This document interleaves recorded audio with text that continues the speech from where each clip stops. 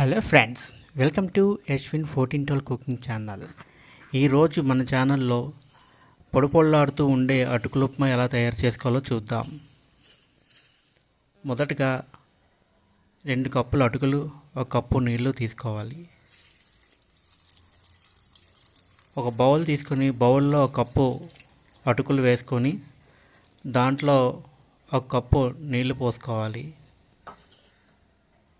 పోసుకున్న తర్వాత ఒకసారి మనం అటుకులు కలుపుకోవాలి. కలుపుకున్న తర్వాత మరో కప్పు అటుకులు వేసుకొని ఇవి కూడా నీటిలో నానేటట్టు కలుపుకోవాలి.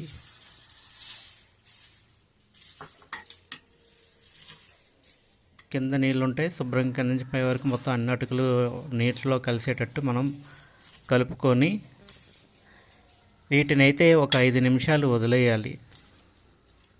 ఒక 5 నిమిషాలు పక్కన పెట్టి ఉంచుకోవాలి. ఈ లోపల నానుతాయి అటుకులు బాగా.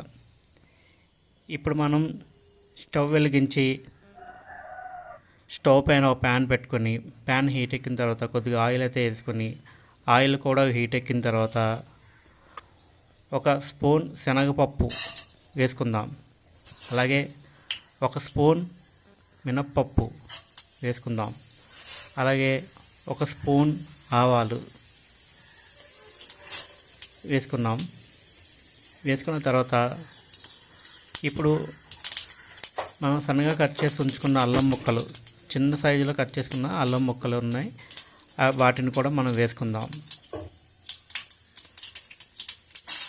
ఈ అల్లం ముక్కలు కూడా వేసుకొని ఇప్పుడు ఈ పోపులు కొంచెం ఏగే వరకు ఇటు కలుపుదాం. లో ఫ్లేమ్లో పెట్టుకుని మనం పోపులు అయితే వేయించుకోవాలి. హై ఫ్లేమ్లో మీడియం ఫ్లేమ్ అయితే మాడిపోతాయి కాబట్టి లో ఫ్లేమ్లో పెట్టుకుని ఒకసారి పోపులు ఇటు అనేసి ఇప్పుడు ఒక ఉల్లిపాయ తీసుకున్నాం. ఉల్లిపాయని సన్నగా కట్ చేసుకున్నాం. ఆ కట్ చేసుకున్న ఉల్లిపాయ ముక్కలు దీంట్లో వేసుకుందాం. వేసుకొని ఈ ఉల్లిపాయ ముక్కలు కూడా మనం ఈ పోపుతో పాటు మనం వేయించుకుందాం. ఇది చాలా ఈజీగా అయిపోతుంది, చాలా కష్టమేం కాదు. కేవలం అటుకులు నానబెట్టుకొని అటుకుల్లో తగినంత నీళ్ళని పోసుకొని నానబెట్టుకొని అవి నానుతుంటే ఈ లోపల మనం ఇలాగా ప్రాసెస్ చేసుకొని వీటిలో వేసుకొని కలిపేసుకుంటే అటుకుల ఉప్మా రెడీ అయిపోతుంది. ఇన్స్టెంట్గా ఈజీగా తయారు చేసేసుకోవచ్చు. ఇది గెస్ట్లు వచ్చినప్పుడు బాగా ఈజీగా చేసుకోవడానికి బాగుంటుంది. ఇది ఎక్కువ టైం పట్టదు. ఇప్పుడు క్యారెట్ ముక్కలు వేసుకుంటే వేసుకోవచ్చు, లేదు ఆప్షనల్ అది. అలాగే కరివేపాకు కూడా వేసుకుంటే వేసుకోవచ్చు, లేదంటే లేదు. వీటిని కూడా మనం ఆయిల్లో బాగా ఫ్రై చేసుకోవాలి.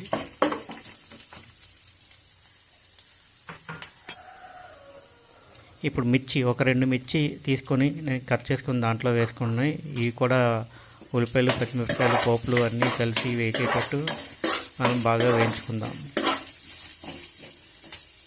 ఇలా శుభ్రంగా వేయించుకోవాలి లో ఫ్లేమ్లో పెట్టుకుని. ఇప్పుడు తగినంత పసుపు అనేది వేసుకుందాం. మనకు ఉప్మా కలర్ఫుల్గా ఉండాలి కదా, తగినంత పసుపు అనేది వేసుకొని పోపుల్లోనే పసుపు వేసుకోవాలి. ఉప్పు కూడా ఈ పోపులోనే వేసుకోవాలన్నమాట. అలా వేసుకుంటేనే మనకి అటుకులకి బాగా పడుతుంది. 1 నిమిషం మనం వేయించుకుందాం.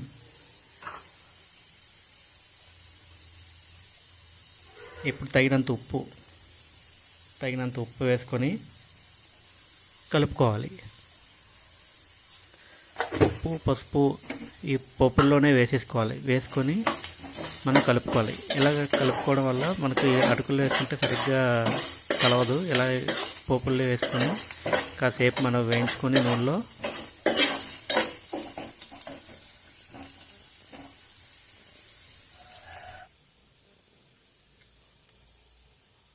ఇప్పుడు ఇగో మనం నానబెట్టుకున్న అటుకులన్నీ నానిపోయాయి. ఈ నానిపోయిన అటుకులు దాంట్లో వేసుకుందాం. వేసుకొని ఈ పసుపు, ఉప్పు, పోపులు అన్నీ ఆయిల్ అన్నీ పట్టేటట్టు మనం ఈ అటుకుల్ని వేసుకొని బాగా కలుపుకోవాలి.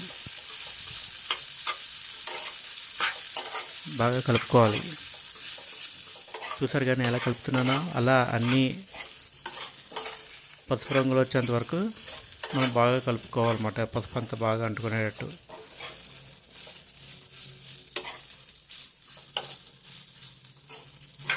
అలా కలుపుకొని దీని ఒక 5 నిమిషాలు కుక్ చేసుకోవాలి. మళ్ళీ ఆయిల్తో పాటు 5 నిమిషాలు అలాగా కుక్ చేసుకోవాలి.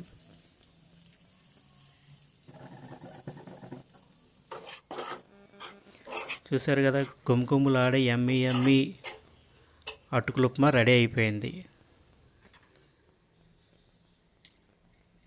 చూసారుగా పొడి పొడిగా వచ్చింది, ఇలా పొడి పొడిగా వస్తుంది.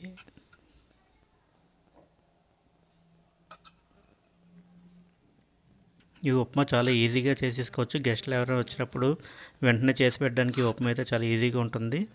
మీరు కూడా ఒకసారి ట్రై చేయండి. ట్రై చేసి మీకు ఎలా వచ్చిందో కామెంట్ చేయండి. అలాగే మీకు ఈ వీడియో నచ్చినట్లయితే లైక్ చేయండి, షేర్ చేయండి. అలాగే మన ఛానల్ని సపోర్ట్ చేయడానికి సబ్స్క్రైబ్ చేయండి. Thanks for watching.